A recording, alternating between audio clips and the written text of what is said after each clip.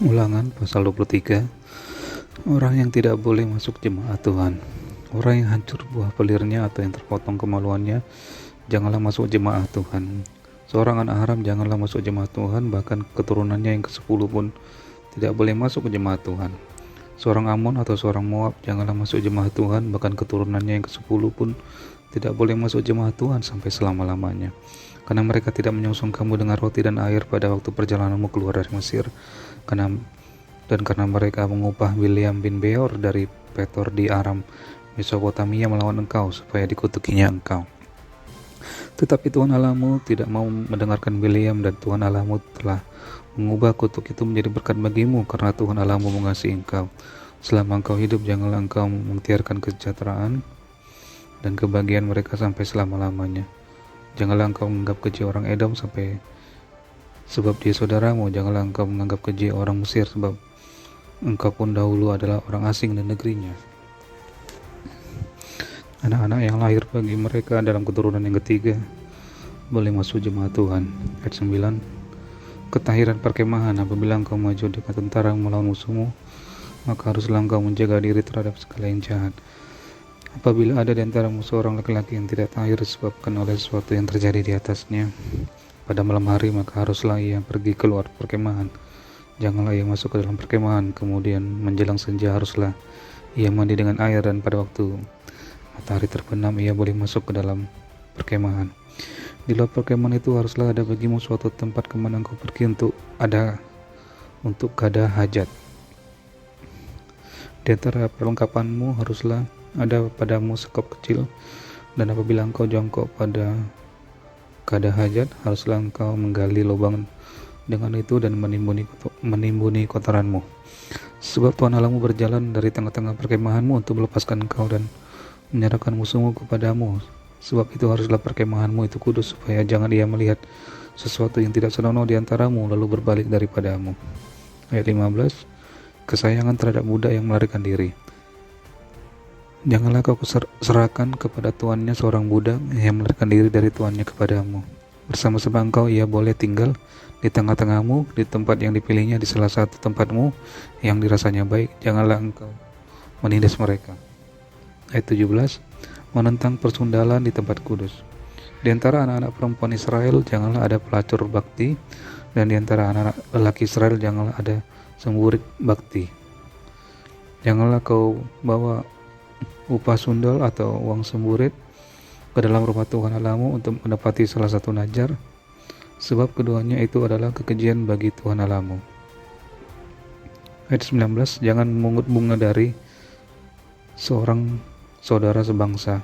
Janganlah engkau membungakan kepada saudaramu baik uang maupun bahan makanan ataupun yang dapat dibungakan. Dari orang asing boleh engkau memungut bunga, tetapi dari saudaramu janganlah engkau memungut bunga, supaya Tuhan Allahmu memberkati engkau dalam segala usahamu di negeri yang engkau masuki untuk mendudukinya. Ayat 21. Tentang nazar. Apabila engkau bernazar kepada Tuhan Allahmu, janganlah engkau menunda-nunda memenuhinya, sebab tentulah Tuhan Allahmu akan menuntutnya daripadamu, sehingga hal itu menjadi dosa bagimu. Tetapi apabila engkau tidak bernazar, maka hal itu bukan menjadi dosa bagimu. Apa yang keluar dari bibirmu haruslah kau lakukan dengan setia, sebab dengan sukarela kau nazarkan kepada Tuhan Allahmu sesuatu yang kau katakan dengan mulutmu sendiri. Ayat 24. Dari hal memetik buah anggur dan bulir gandum di tanah orang lain. Apabila engkau melalui kebun anggur sesamamu, engkau boleh makan buah anggur sepuas-puas hatimu, tetapi tidak boleh kau masukkan ke dalam bungkusanmu. Apabila engkau melalui ladang gandum sesamamu yang belum dituai, engkau boleh memetik bulir-bulirnya dengan tanganmu, tetapi sabit tidak boleh kau ayunkan kepada gandum sesamamu itu. Ulangan pasal 24 tentang perceraian. Apabila seseorang mengambil seseorang perempuan dan menjadi suaminya, dan jika kemudian ia tidak menyukai lagi perempuan itu sebab didapatinya yang tidak senonoh padanya, lalu ia menulis surat cerai dan menyerahkannya ke tangan perempuan itu, sesudah itu menyuruh dia pergi dari rumahnya, dan jika perempuan itu keluar dari rumahnya dan pergi dari sana lalu menjadi istri orang lain, dan jika laki-laki yang kemudian ini tidak cinta lagi kepadanya lalu menulis surat cerai dan menyerahkannya ke tangan perempuan itu serta menyuruh dia pergi dari rumahnya, Atau jika laki-laki yang kemudian mengambil dia dari menjadi istrinya itu mati, maka suaminya yang pertama yang telah menyuruh dia pergi itu tidak boleh mengambil dia kembali menjadi istrinya. Setelah perempuan itu dicemari, sebab hal itu adalah kejian di hadapan Tuhan, janganlah engkau mendatangkan dosa atas negeri yang diberikan Tuhan Allahmu kepadamu menjadi milik pusakamu. Apabila baru saja seseorang mengambil istri, jangan ia keluar bersama-sama dengan tentara maju berperang, atau dibebankan suatu pekerjaan. 1 tahun lamanya ia harus dibebaskan untuk keperluan rumah tangganya dan menyukakan hati perempuan yang telah diambilnya menjadi istrinya. Ayat 6, tentang melindungi sesama manusia. Janganlah mengambil kilangan dan batu kilangan atas sebagai gadai, karena yang demikian itu mengambil nyawa orang sebagai gadai. Apabila seseorang kedapatan sedang menculik salah seorang saudaranya dari antara orang Israel, lalu memperlakukan dia sebagai budak dan menjual dia, maka haruslah penculik itu mati. Demikianlah harus kau hapuskan yang jahat itu dari tengah-tengahmu. Hati-hatilah dalam hal penyakit kusta, dan lakukanlah dengan tepat segala yang diajarkan imam-imam orang Lewi kepadamu. Apa yang kuperintahkan kepada mereka haruslah kamu lakukan dengan setia. Ingatlah apa yang dilakukan Tuhan Allahmu kepada Miriam pada waktu perjalananmu keluar dari Mesir.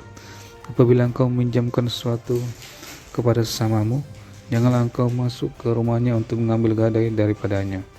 Haruslah engkau tinggal berdiri di luar, dan orang yang kau beri pinjaman itu haruslah membawa gadai itu keluar kepadamu. Jika ia seorang miskin, janganlah engkau tidur dengan barang gadaiannya.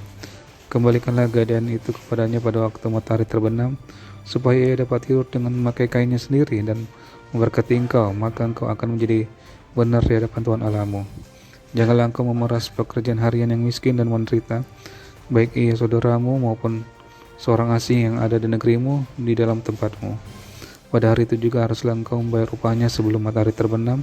Ia mengharapkannya karena ia orang miskin, supaya ia jangan berseru kepada Tuhan mengenai engkau, dan hal itu menjadi dosa bagimu. Janganlah ayah dihukum mati karena anaknya, janganlah juga anak dihukum mati karena ayahnya. Setiap orang harus dihukum mati karena dosanya sendiri. Janganlah engkau memperkosa hak orang asing dan anak yatim, dan juga janganlah engkau mengambil pakaian seorang janda menjadi gadai. Haruslah kau ingat bahwa engkau pun dahulu budak di Mesir, dan engkau ditebus Tuhan Allahmu dari sana. Itulah sebabnya aku memerintahkan engkau melakukan hal ini. Apabila engkau menuai di ladangmu lalu terlupa seberkas di ladang, maka janganlah engkau kembali untuk mengambilnya. Itulah bagian orang asing, anak yatim dan janda, supaya Tuhan Allahmu memberkati engkau dalam segala pekerjaanmu. Apabila engkau memetik hasil pohon zaitunmu dengan memukul-mukulnya, janganlah engkau memeriksa dahan-dahannya sekali lagi. Itulah bagian orang asing, anak yatim dan janda. Apabila engkau mengumpulkan hasil kebun anggurmu, janganlah engkau mengadakan pemetikan sekali lagi. Itulah bagian orang asing, anak yatim dan janda. Haruslah kau ingat bahwa engkau pun dahulu budak di tanah Mesir. Itulah sebabnya aku memerintahkan engkau melakukan hal ini.